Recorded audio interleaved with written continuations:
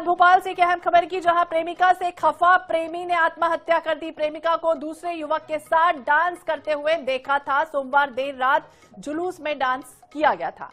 अगली सुबह प्रेमी ने फांसी लगा ली। कोहे-फिजा थाना क्षेत्र की घटना है। एक प्रेमी को अपनी प्रेमिका जब वो दूसरे व्यक्ति के साथ डांस कर रही थी, इतना नागवार गुजरा कि उसने अगली सुबह फांसी लगा ली। कोहे-फिजा थाना क्षेत्र की घटना बताई गई है और ये डांस करते हुए देखिए वीडियो भी सामने आया था। कोहे-फिजा थाना क्षेत्र की घटना भोपाल से सामने आई, जब प्रेमिका से खफा यानी कि नाराज होकर प्रेमी ने इस तरह का आत्मघाती कदम उठाया है।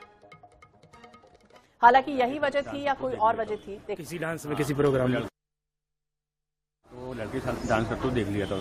किसी डांस में, किसी प्रोग्राम में लड़के के साथ में थी वो, किसी और लड़के के साथ, तो इसलिए उसने ऐसा कदम मतलब वो किसी और लड़के के साथ थी। हाँ, घर से निकल गया था ये 10, 11 बजे करीब। अच्छा, उसके बाद आके ये घटना कब हुई, आप लोगों को कुछ पता चला? कुछ पता नहीं लगा, सुबह लगी खबर हमें 5 बजे। फिलहाल तो पूरे मामले को लेकर तफ्तीश जारी है, लेकिन ये कहा जा रहा है कि कोहे-फिजा थाना क्षेत्र में एक घटना घटित हुई, जब प्रेमी को प्रेमिका जो उसकी प्रेमिका थी वो किसी और के साथ डांस कर रही थी और वो इतना नागवार गुजरा, वो उससे नाराज हुआ और उसके बाद उसने दूसरे दिन फांसी लगा ली।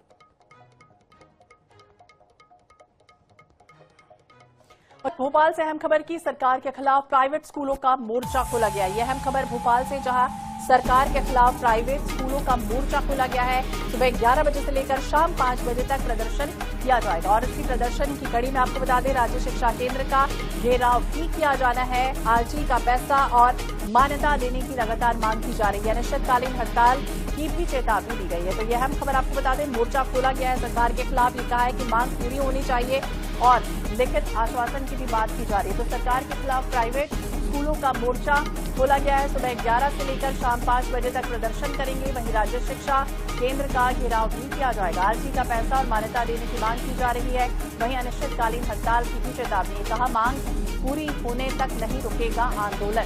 सरकार से लिखित आश्वासन देने की मांग की गई।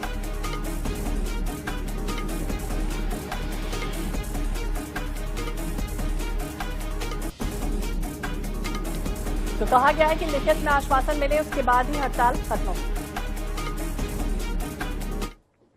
सभी लोगों के बार-बार कहने पर संचालक मंच ने एक बार पुनः राज्य शिक्षा केंद्र में आंदोलन घेराव बुलाया है। जब तक हमारी मांगें पूरी लिखित में नहीं मिल जाएंगी हमें उनका जवाब, हम रोज सुबह 11 बजे से लेकर शाम 5 बजे तक आरएसके में जाया करेंगे, जब तक हमारी बातों को लिखित में पूरा नहीं मान लिया जाता। इसलिए आप सभी से बार बार ये आग्रह करूंगा कि आप सभी से अपना काम मानकर आगे आएं और सभी लोग जरूर भोपाल पहुंचें ताकि हम इस आंदोलन में सफल हो सकें।